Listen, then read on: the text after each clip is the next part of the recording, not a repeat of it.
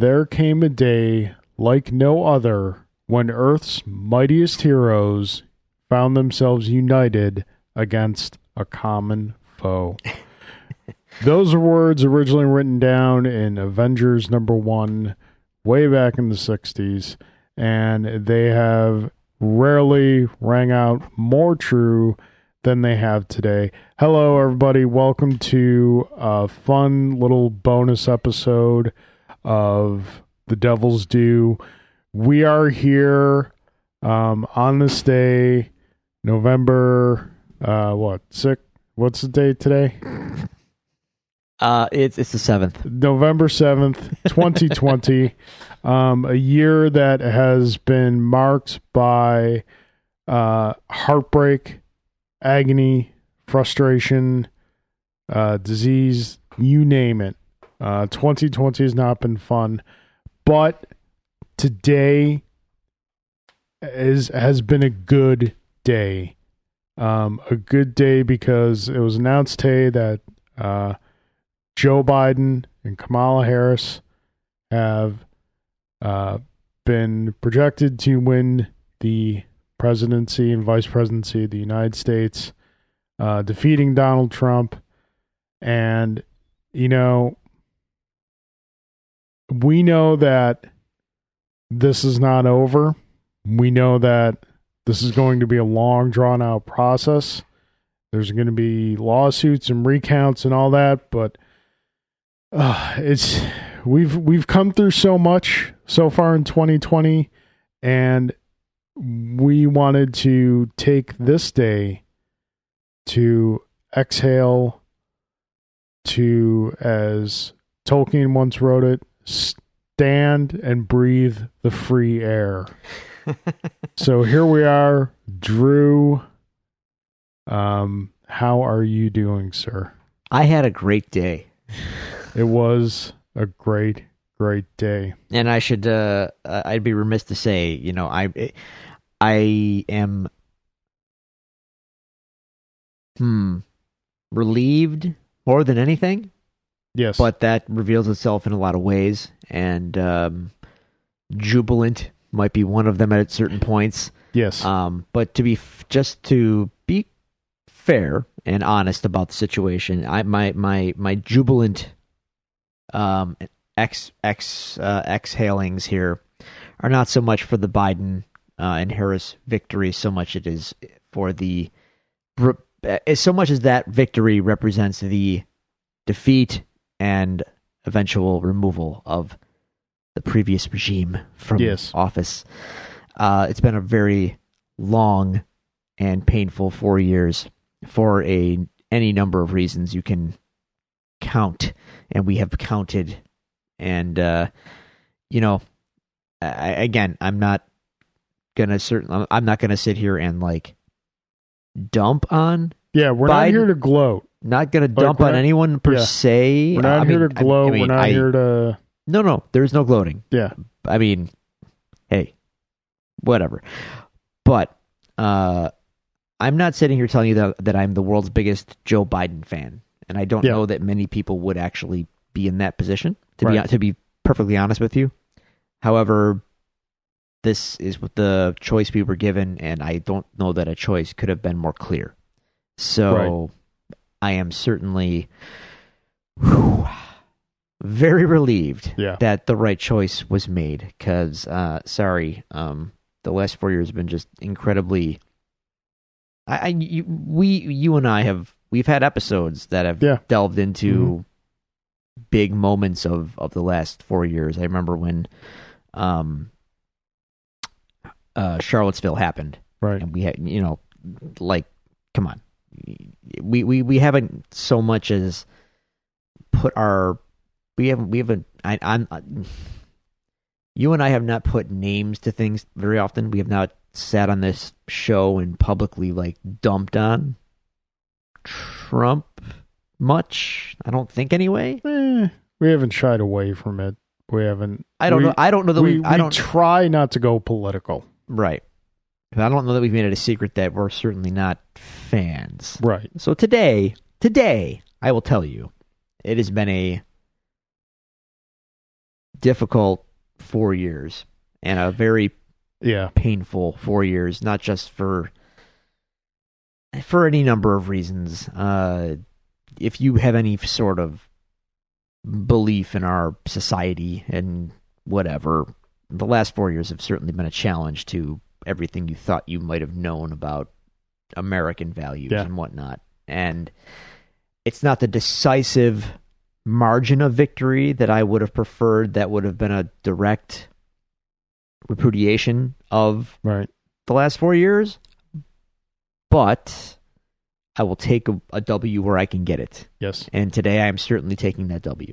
Yeah. I think like by the popular vote counts, it is a very decisive victory. Is that a fact? Because I know the collegiate victory is pretty wide actually. Now that it's all coming in, pretty decisive. Yeah, I know that a lot of people are concerned because obviously what happened in 2001 Florida and whatnot. Yeah. You got your 2000. You got to keep in mind that was one state. No. Now we've got like 4 states that. Yeah. So, yeah. And I'm sure he's going to challenge all of them. Fine. Let that process play out. But again, that's not what we're here about today. I think not here to gloat.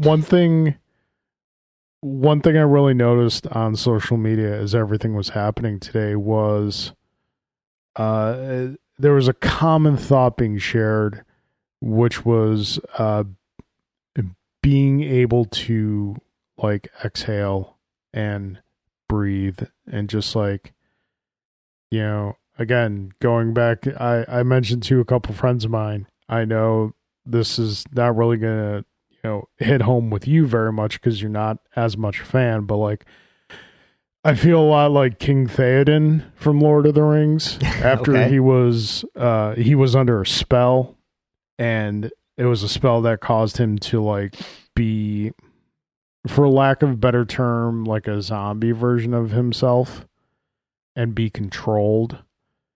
And he is released from the spell, and he says, "Long have I slept, and dark have been my dreams." And that's like, I feel like we're waking up from that. I sure hope so. And I felt, I thought earlier today when we started talking, and if you're listening to this, you're probably like, Carl, you sound a lot better than you normally do. There's a reason for that, and we'll get to that. Let's not bury the lead here, Carl. This is, we're recording this from the Cobra Island Studios version 3.0. That's correct. I am here. You're in live. The studios. You're here. Live. You're back. We're here. And we'll get to that in a moment. But I felt that, like you mentioned, over the past year and over the past couple of years, we've been commenting on the hard hitting stuff when it happens. And I was with a friend of mine the other night, my friend Adam, who writes the show frequently. And we were just talking about some things, we were able to get together for a game night and, keeping safe with social distancing and masks and whatnot, as we are doing right now. We are social distanced. Obviously for recording purposes, we're not wearing masks, but, and he asked me like, what has been the hardest thing for me throughout this season? Speaking predominantly of 2020. And it took me a good long while to think about it.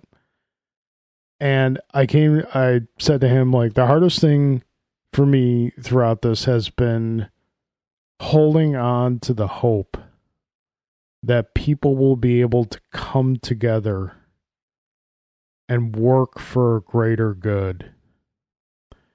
And just seeing that falter time and time again. And I know that, people are fallible and we're very flawed, and,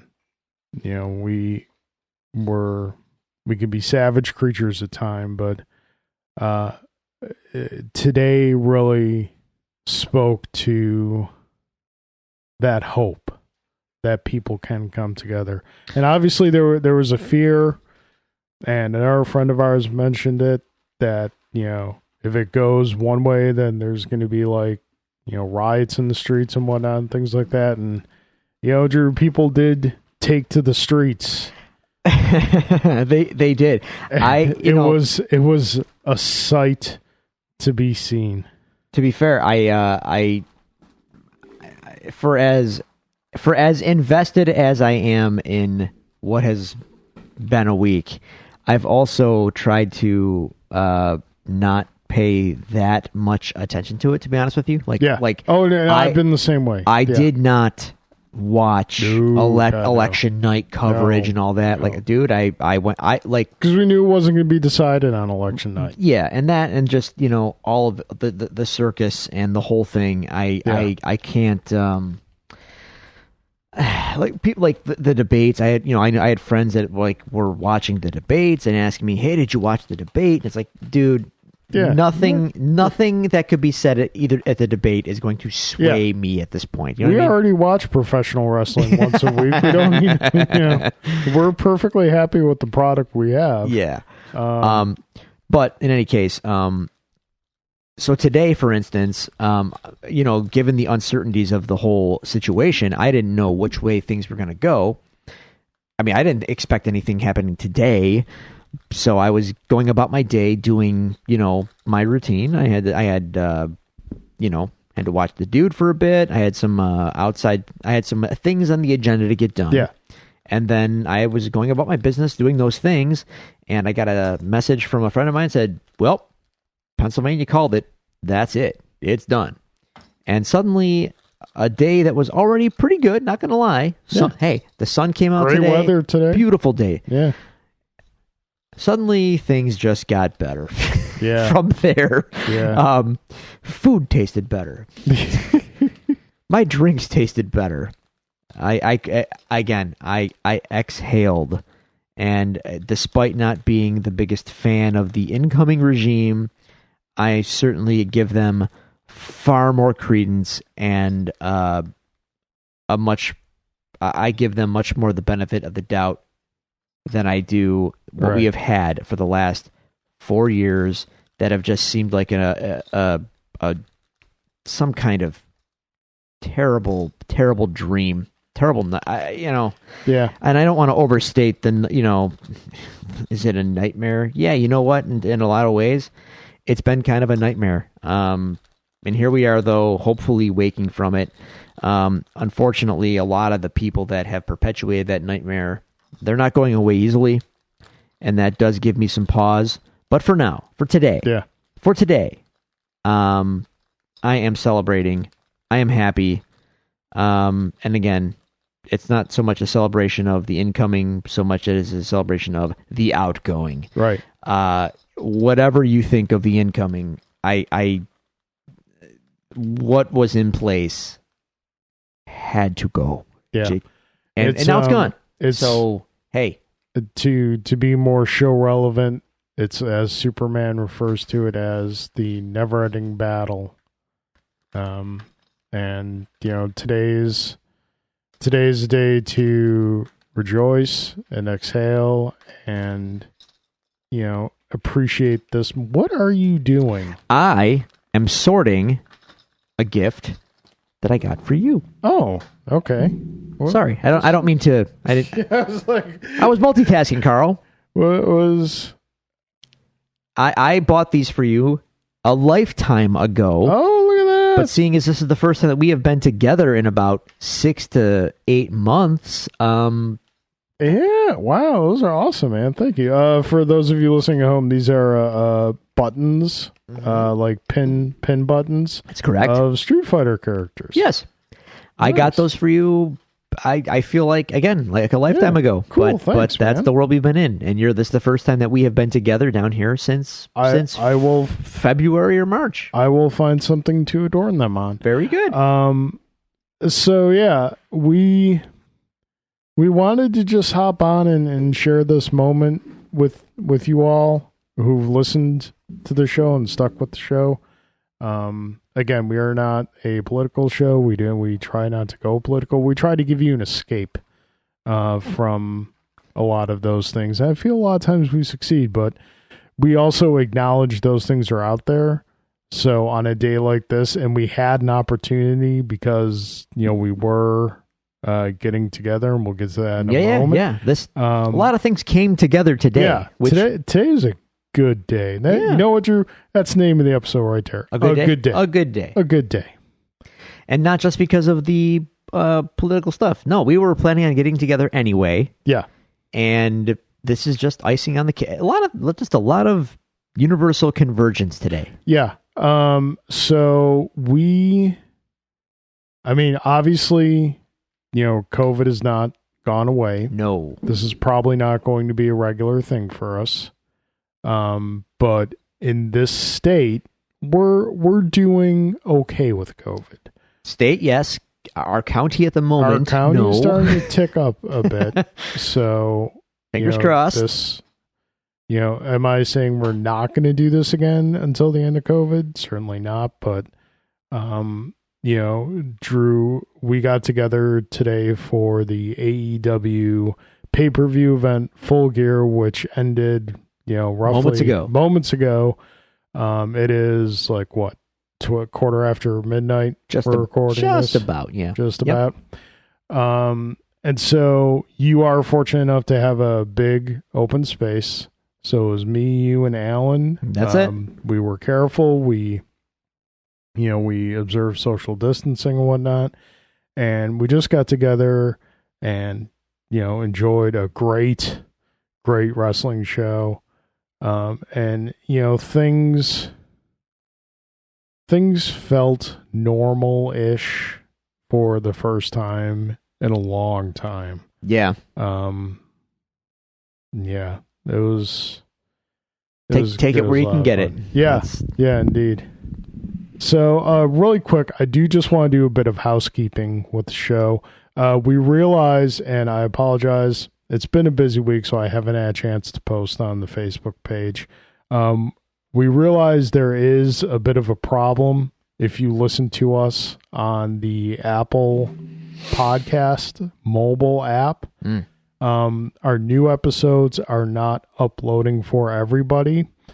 If that is what you generally listen to, and you haven't been getting new episodes, and you are listening to us through another source, whether it's streaming off our website or Google Play or something like that, I want you to know we are working on getting for. I say we, it's really Drew because he handles the technical aspect. If you do a search in the app for The Devil's Due and you go to the show's page, you should be able to get the new episodes that way. But for some reason, ever since they updated the podcast app, the new episodes are not automatically loading. So we're working on it. Again, Drew's working on it.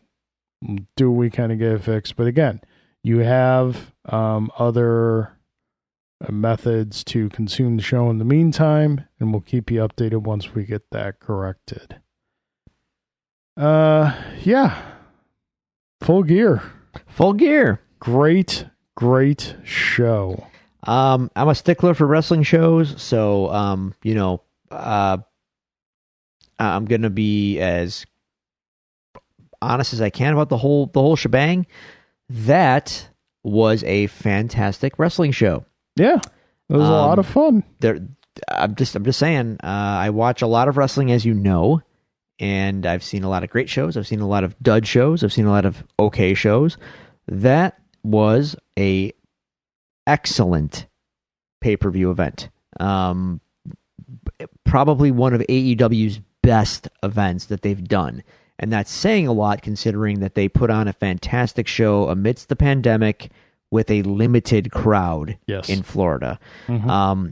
I think if one thing has become even more apparent, I knew this, I've known this my whole life as a wrestling fan, but now that the fans have been taken away the last little while, it's become that much more obvious and apparent. Fans are an integral part to any wrestling show. Fan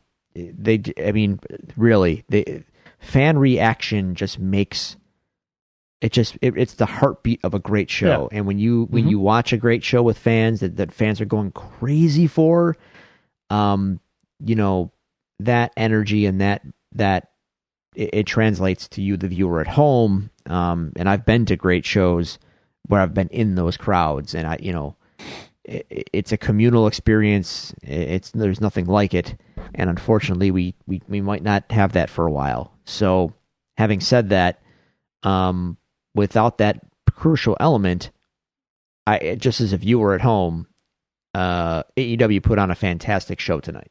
Just top to bottom, fantastic show. So I'm thrilled. I thought it was great. It was again one of their best shows, which is saying a lot considering that All Out took place a couple months ago, and All Out is supposed to be kind of like their air quotes biggest show, and All Out was fine, but it was not as good as this tonight. Right. Not by a long shot. Full Gear was great. Do you have a favorite match from the night? Dude, so you're talking about a show where every match arguably could have been match of the night by some measure. Honestly. Yeah. Like Hangman and Page was fantastic. And that Hangman and Kenny Omega was fantastic. And that opened the show. Yeah. Wow. John Silver and Orange Cassidy followed that, and they had a tremendous match. Now, we love John Silver from Being the Elite. If you're not watching Being the Elite, as an AEW fan, start watching Being the Elite. Right. John Silver has been incredible in his role in that show, but not only is he a tremendous personality with infinite charisma stats, okay? Yeah. He can wrestle. Yeah, he really showed tonight that he can go. He can go. And it was not unlike Orange Cassidy a year or so ago when he had his match against, I believe it was Pac. Up until that point, he just kind of been more the novelty act. Orange Cassidy. Yeah. That match, he showed he has legitimate skills. That's interesting because Tony Khan was on a podcast with Brian Alvarez and Dave Meltzer of the Wrestling Observer, and they asked Tony Khan basically, is there anybody in the company right now that you did not expect to get over the way they did, or is there anybody that is in your company right now that is popular that you just at first did not get? And he said, Orange Cassidy.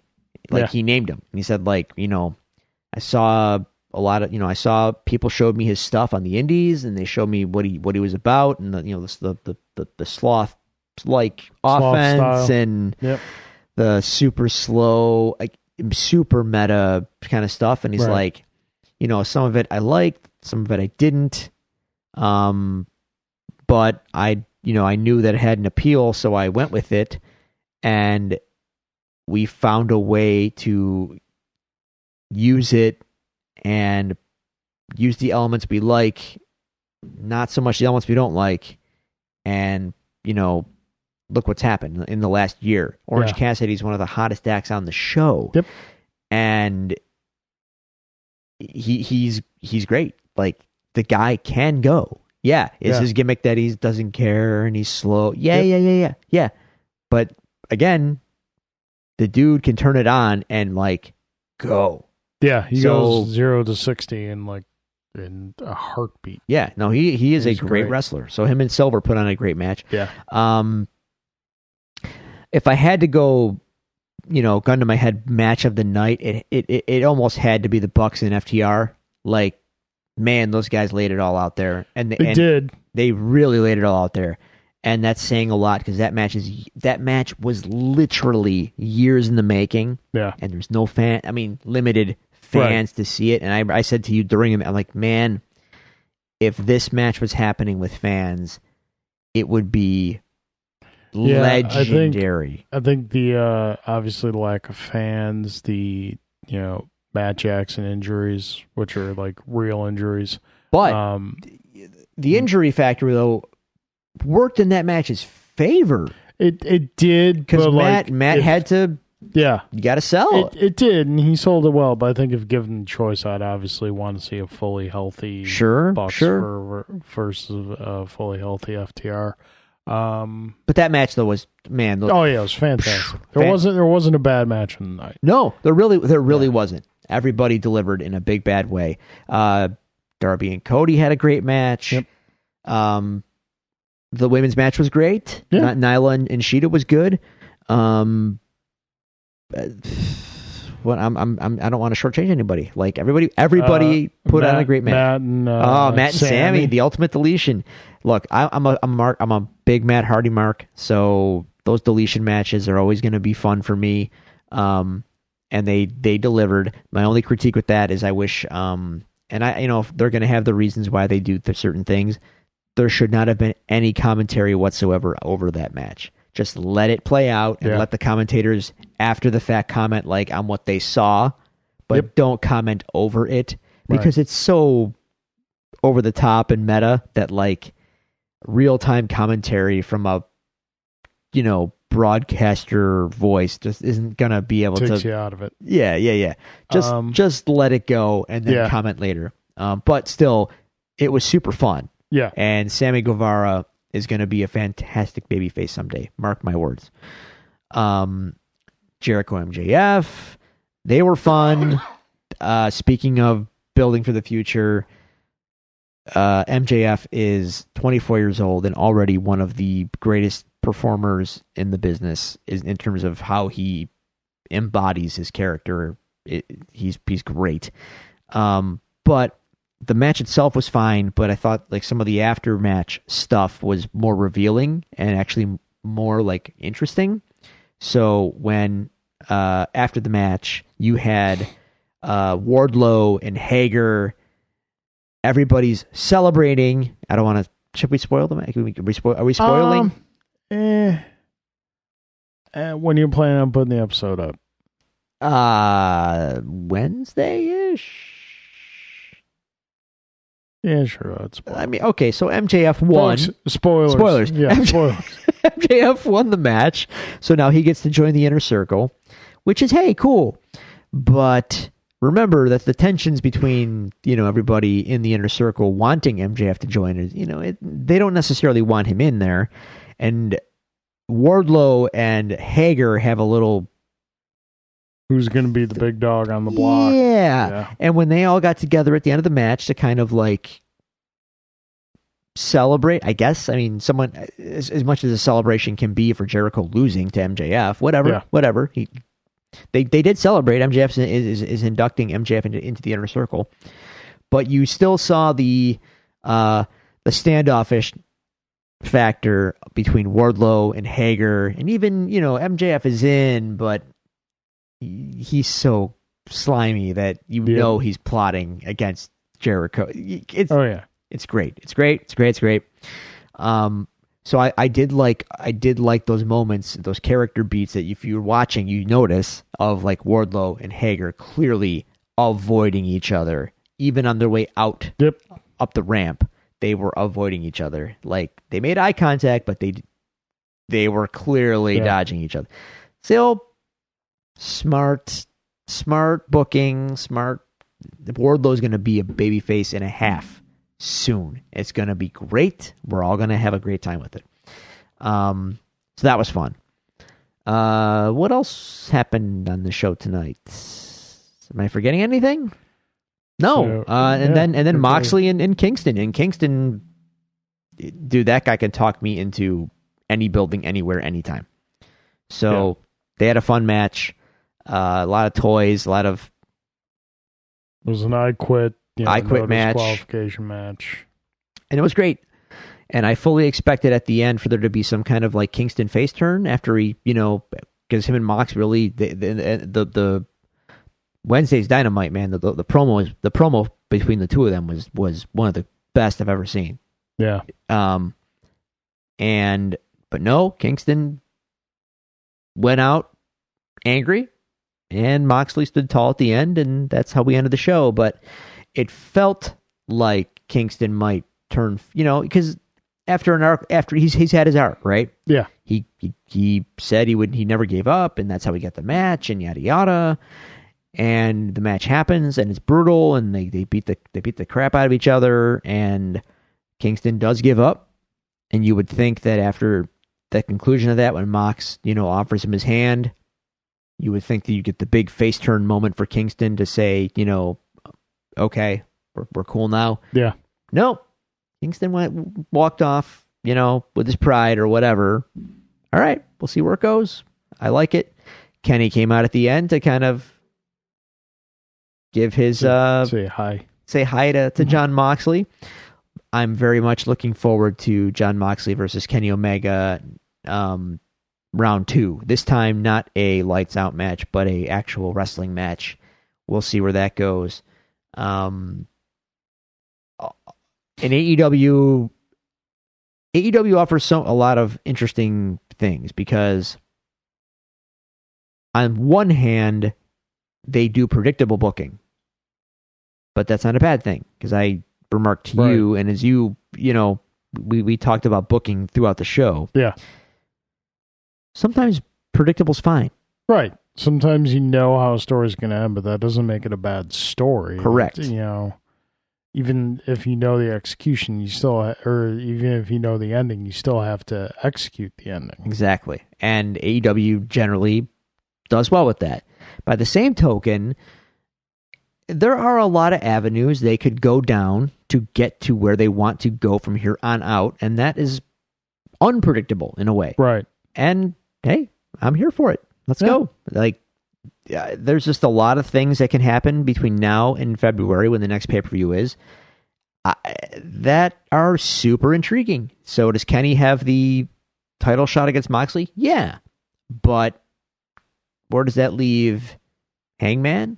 Where does that leave Kingston? There's the new TNT champion. Spoilers. Darby Allin won the TNT championship from Cody. What's going to happen with that? Who's going to be the challenger there? What's going to develop out of that?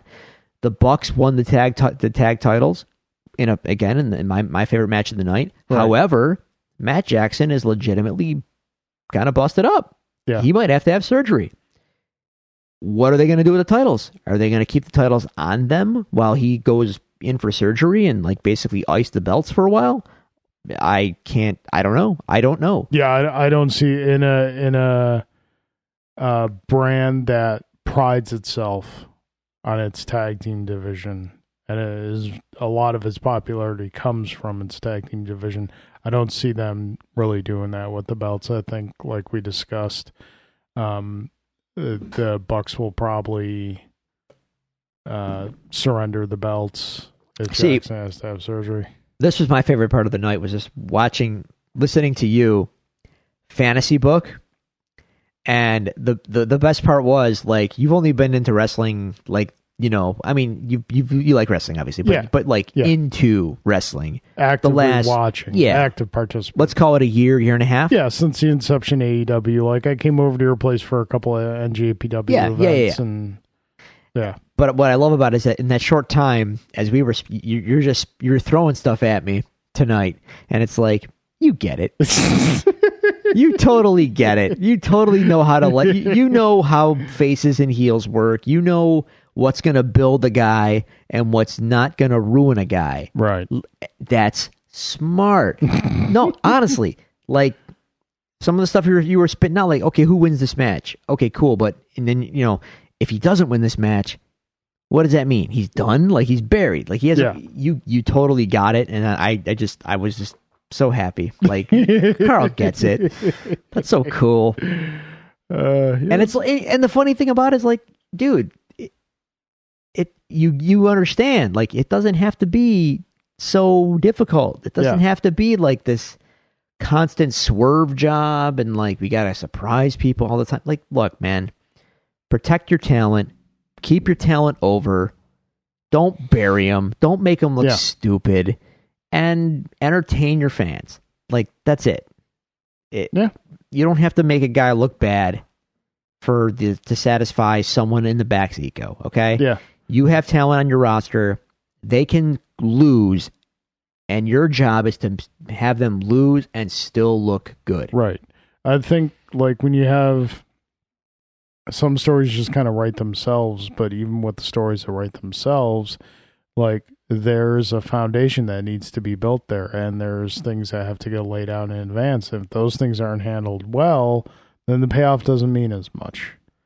And so, Right. you know, I've getting into it, you know, I had an appreciation for wrestling as a performance art, and here we are a year on it. I have even more appreciation for like the long-term storytelling and how that can be sometimes complicated and sometimes it doesn't have to be complicated to that. So it's been a fun ride. I'm really enjoying it. You know, like I said, folks, it's not going to be a full episode. You know, it's late and we're both kind of tired, but we were still feeling the joy of the day and whatnot, so we wanted to stop and say hi. And obviously, we're talking a little wrestling because we just watched a wrestling show. I hope tomorrow is as nice as today, to be honest. The weather, honestly, is.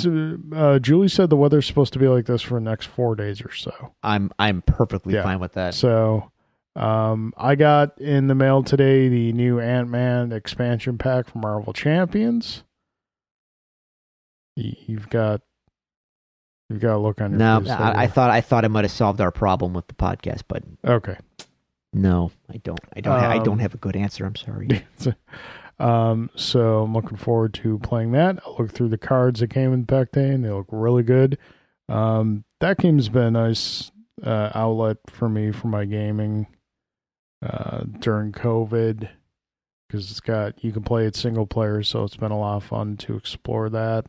Got my comics today. There's a couple titles in there I'm looking forward to reading. I think the last issue of Three Jokers is in there, so that'll be done.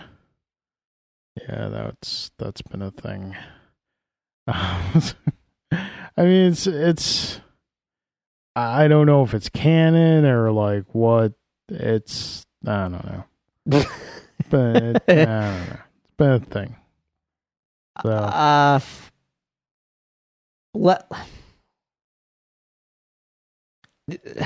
I've actually been meaning to ask you about. I'm not reading. Yeah. I'm not reading it. So why don't you catch me up on it? And I mean, right. Cliff's Notes. Yeah. Okay. So there's Three Jokers. So yeah, that's for real. There's right. three of them. There's three of them. One is more the criminal aspect of the Joker, because they're not all criminals. No, they're all criminals, but one's like more the, get the gang of thugs and go pull a job. One is the like clearly just crazy insane one. And then another one's kind of like the leader is just kind of, I don't know. I think this last book's going to be about him. Are they all still alive? No. One of them was killed in the first issue. Okay. I don't remember which one. Doesn't matter. Yeah. It hasn't been bad, but it's another one of those things where we were kind of talking about before, like, yeah, you're kind of clearly out of stories here for this character, and you've elevated them to such a point where when they show up, it's got to be this big event. Yeah. And that's not... I don't think that's the best way to handle the character. Like, obviously, when Joker is done right, done well, he does work in shorter doses. But like, yeah, it's we're gonna be having some comic book centric conversations in upcoming episodes. One I pitched you already. And I think there's some space to explore here for discussion topics. I guess specifically this Three Joker thing. I just think it's confusing, and it undermines the character. And right. I think the general audience, if they ever want to like parlay this into other media, the more general audience is going to go, huh? Yeah. As far as I can tell, because it's printed on the black label, So I don't believe it's straight canon Mm-hmm. right now. So we'll see what they decide to do with it. I mean, the art's been great. The writing is, the way they're delivering the story is good. It's just the story itself isn't all that great. So yeah, that's one. We also got the Last Ronin, which I mentioned to you, which is the new Teenage Mutant Ninja Turtle storyline. Set in the future, only one turtle is left alive, and you don't know who it, like, they haven't said who it is. I suspect I know who it is. It's being done by the original creators of Turtles, Kevin Eastman and Peter Laird. So yeah, looking forward to that. New issue Daredevil, new issue Star Wars. Daredevil's got this new thing with his costume that's driving me crazy. Go on.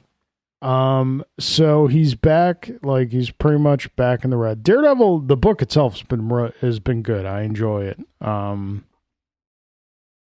like, there was a while that Matt Murdock wasn't Daredevil. Like, he quit being Daredevil because he accidentally killed someone. That old trope. That old chestnut. Yeah. So when he came back to being Daredevil, he started wearing the suit again. You know how he does the tape on the hands? Yeah. So now I've said my piece on that. Yeah. So now they have it to where the tape's kind of like hanging down. There's like one strand of tape that's hanging down on both hands. Yeah. And it's always just kind of there. And it's annoying me. That's a nice visual flair, but from a story purpose, that would bother me. It's a nice visual flair for one issue. Or a panel. Yeah. Even. Yeah. Not all of them. No. Fix that tape up, Maddie, or just cut the slack off. Yeah, you're gonna hurt yourself there. Yeah. So yeah, looking forward to it.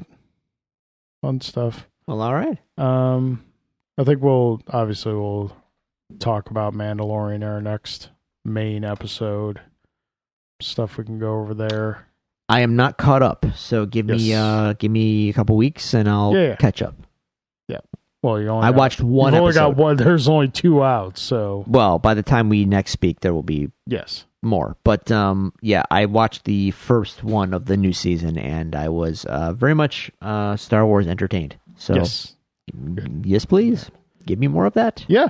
So cool. Like we just said, we just want to stop by and say hi. Hi. And share a great day with everyone. Drew, you got anything left you want to say? Oh, no, I mean, I'm more than happy to go on, but I know that it's late and this is, but again, this is your first time back out here. This is good. It's good. It's good. It does. It feels good. It feels good to be back in the studio.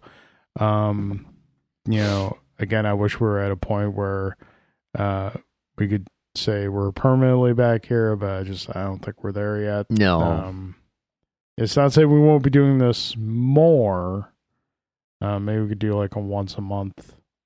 Completely at your discretion. Yep. Yeah. Great.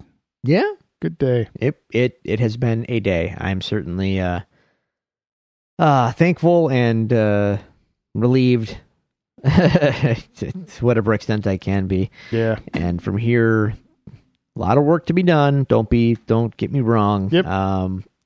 This is by no means a, hey, everyone relax. No, we have a lot more to do. But today we're good. Today was a good day. I will once again invoke Lord of the Rings, a line from one of the films, Boromir speaking to Faramir, and he simply says, "Remember this day, little brother, for today life is good." That's yes. Today life is good. Yes. So all right. So yeah, we're gonna do our usual closing stuff. You guys know where to find us and whatnot. Like I said, this is bonus little chestnut for y'all. I hope you all have a great day whenever you hear this, and we look forward to speaking to you again soon. Bye. Bye.